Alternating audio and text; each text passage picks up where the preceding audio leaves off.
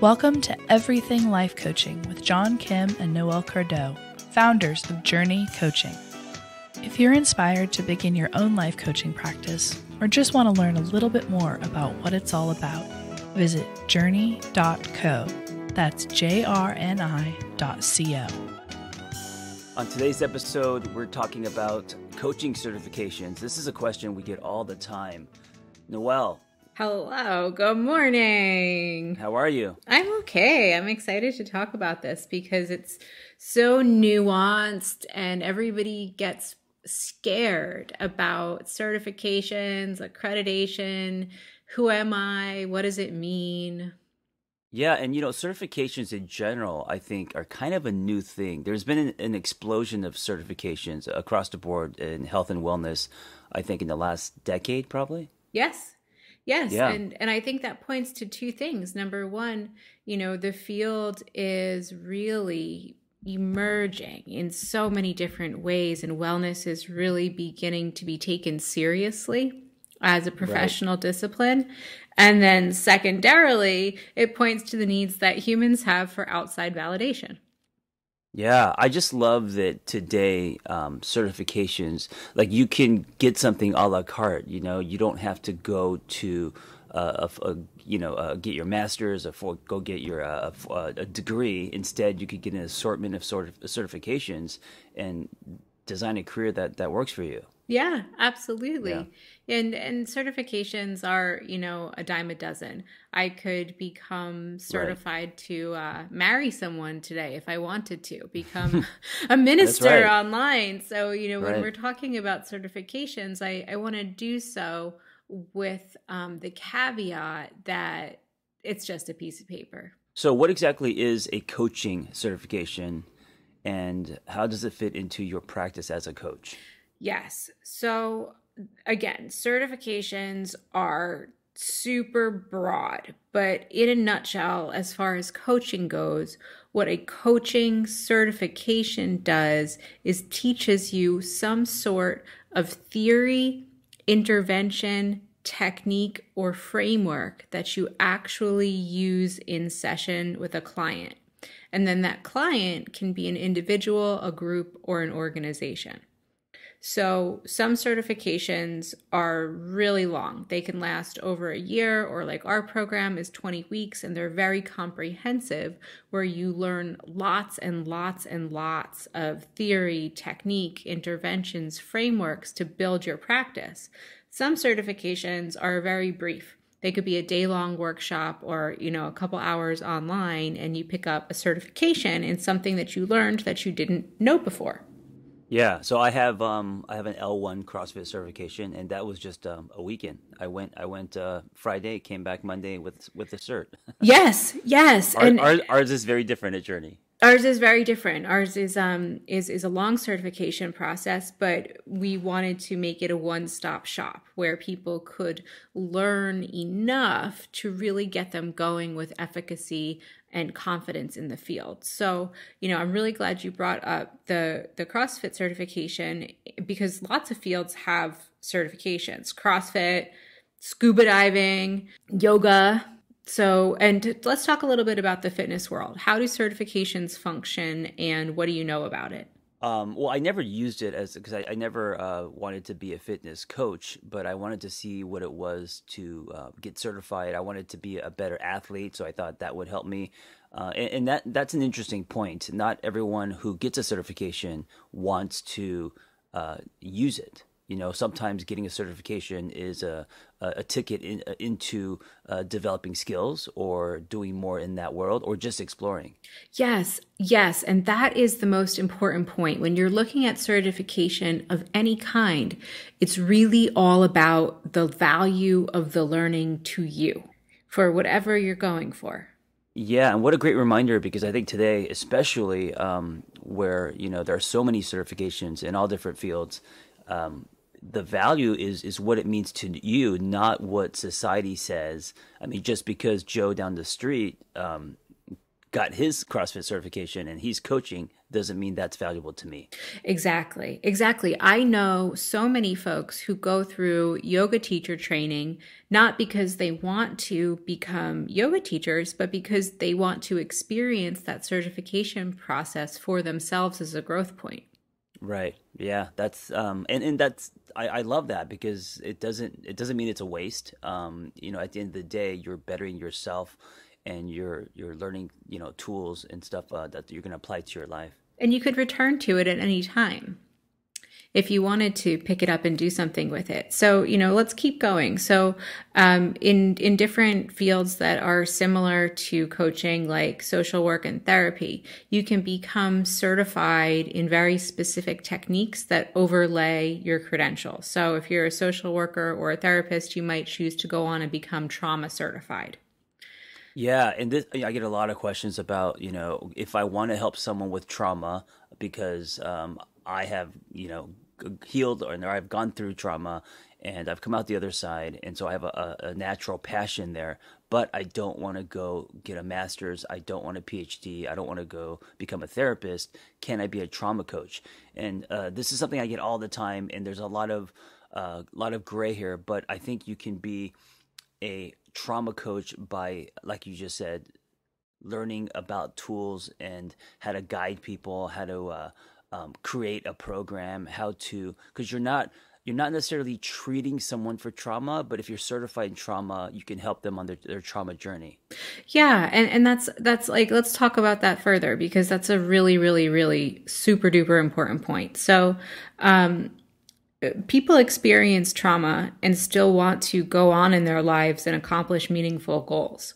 If you're becoming a trauma-informed or trauma-certified coach, it means that you're going through specific training so that you're equipped to handle working with somebody who's experienced significant trauma and still has goals and wants to move on with their life. So in other words, the point of the coaching engagement isn't the trauma itself.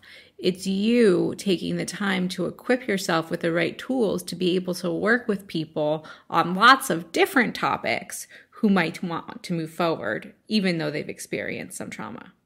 Right, and if you want to help someone with the trauma itself, then it's clinical, correct? Then it's clinical. That's Right. when it's ethically responsible to go back into the clinical realm. And guys, you know, it's not about like, oh, I need to shell out all this money for a master's degree. You know, these are people's heads and lives, and it's really important to get the deep levels of education.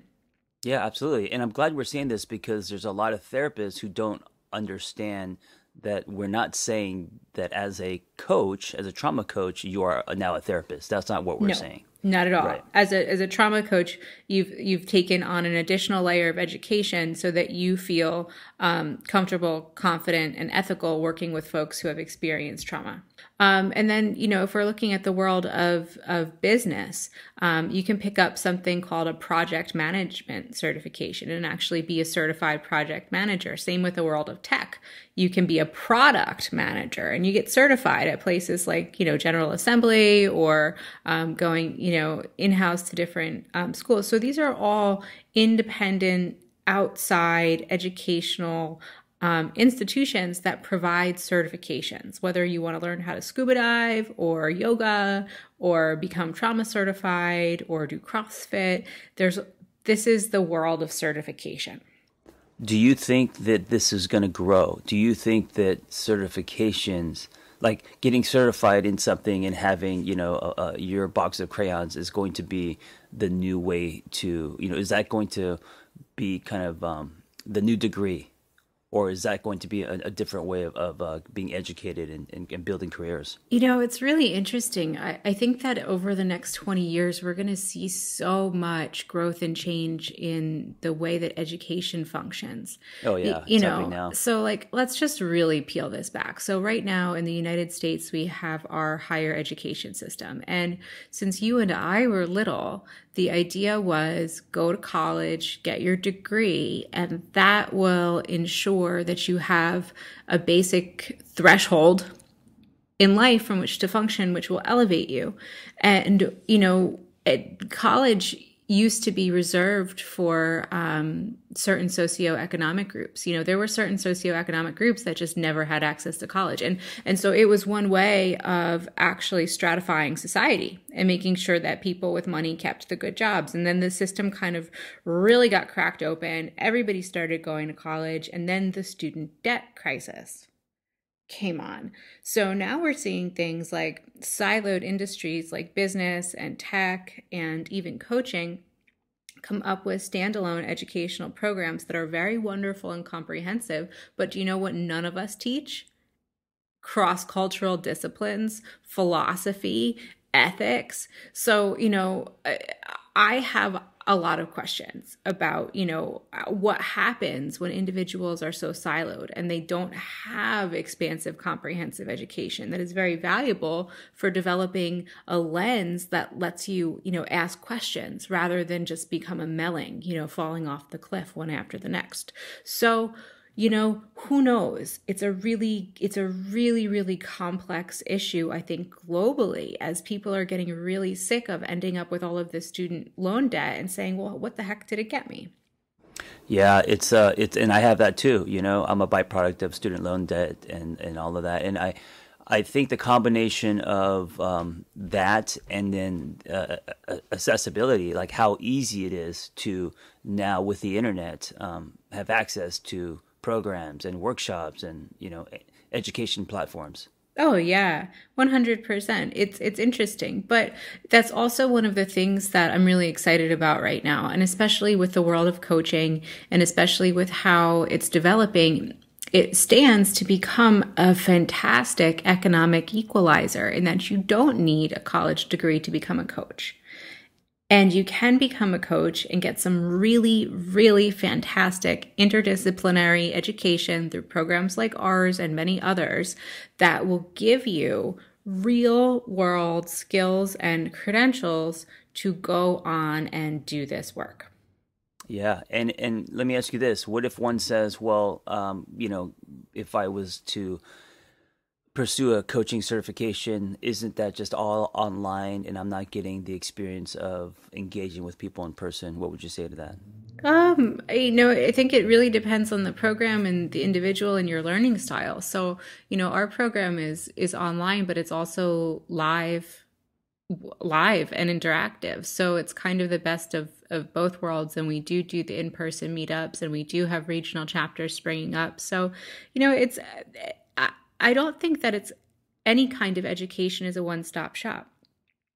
Personally, I keep learning.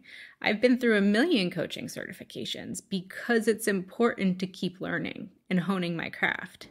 And I was going to say there's a huge difference, just to answer my own question, that between watching a video, even like things on YouTube, learning that way, or attending a live class. And even though it's online, with technology, it's not like we're using dial-up anymore. The live is very live. I mean, it's real. So it actually doesn't feel like a one-way street. It actually feels like you're in a classroom. Yes, it very much does. It very much does. So now let's break it down, like really tuning in specifically to the world of coaching and talk about what's out there, how certification works, and then how that works in professional life. So there are 3 areas to consider when you're thinking about certification, so on and so forth. So number 1 is certification. That is step 1.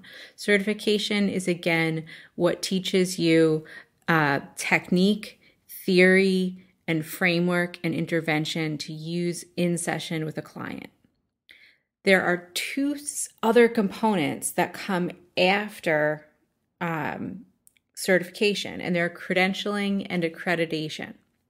So accreditation is the umbrella that professional organizations take a look at a program like ours and say, yes, you adhere to the general standards and ethics of the field, you're an accredited program. So that's an extra layer. So when people come through our certification program, they're not only getting the tools and techniques and interventions, but we've also been given this extra stamp of approval from an outside organization that looked at our curriculum. And then if somebody who goes through a certification program wants to go on for professional credentialing through, again, an outside organization that credentials and accredits coaches and programs, then that is a secondary process. Wow, layers of certification. Yes. Layers. So let's talk about why this exists. So professional organizations exist in order to put forth and protect standards and ethics in a given field. And this is very, very, very different from what happens in session. So for example, if you are a psychologist and you're working under a given credential, through an outside organization, and you can fact check me on this one, John, because I don't quite know. So my understanding is that your licensure board doesn't care if you apply Jungian theory or system structural theory in session with your clients. They just care that you're adhering to the ethics and standards of the field. Right.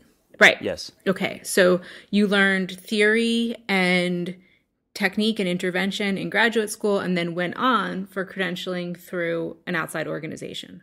Yeah. Your theoretical orientation is up to you. It's up to you.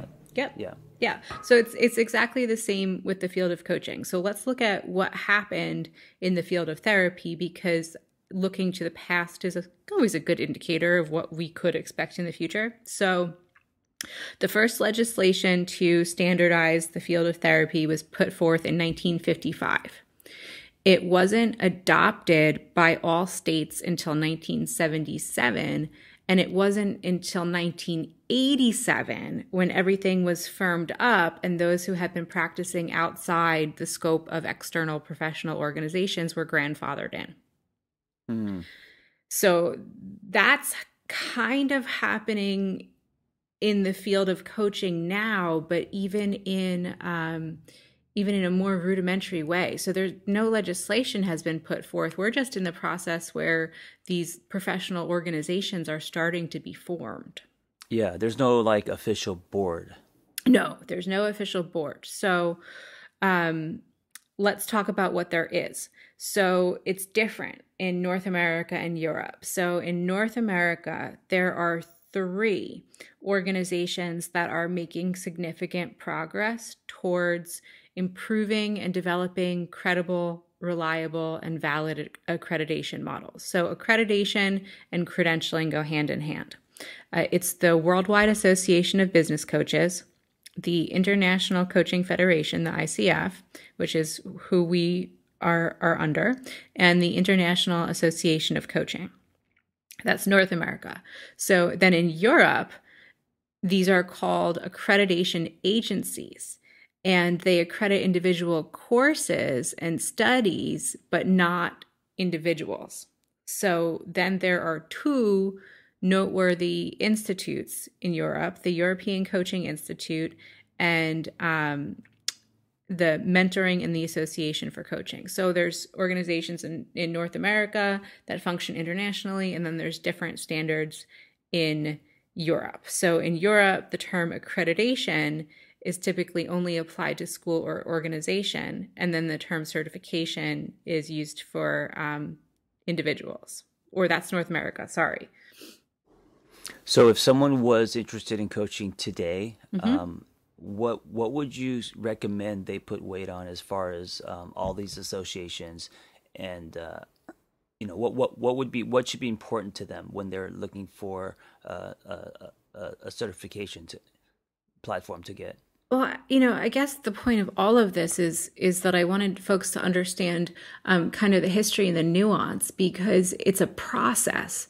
This isn't a one-stop shop. This isn't a stamp that you get and you go on your way. So step 1 is deciding, why do I want to enter the field of coaching, and getting some education to become a good coach, to have that first layer of intervention, technique, theory, framework under your belt so that you can begin working. And then you can look around and decide if you'd like to move forward with credentialing through an accrediting body. And it seems like what's happening is there's like these accredited bodies are almost like the schools. You know, they're almost and depending on what you gravitate toward, you're going to decide what's important to you or what's not. You know. Or what's not. And the field is completely in flux right now. This is all new. It's all being developed now. Lots of folks are having lots of conversations about what to do and how it's going to go, and no one really knows. It's also worth noting that the field of health coaching is starting to function as a world unto itself. And I've seen a lot of stuff out there about accrediting bodies in the world of health coaching wanting to require some sort of hard scientific degree or background as an entry point to that field. Yeah. Here's what I know. No one in the last decade has asked me, where did you get your therapy degree? What were your grades? You know, all of that stuff. Show me your certificate. All of that is a personal journey, and it's something that is valuable to me. And so I think what's really important is when you are looking to get certified as a life coach, ask yourself what kind of experience you want. Ask yourself, you know, when you're jumping into a community, who are these people? What do they stand for? What's the flag they're waving? And can you relate to them? Because that's going to be the direct experience in the classroom and what you get out of the whole coaching experience. Yes, very much so. And, you know, I can echo you on the coaching path. I've been coaching for 10 years. I got my first coaching certification, of which I have many, 10 years ago. I then went on for credentialing, and I took my time. So I did it over a period of 4 years. I'm a credential holder.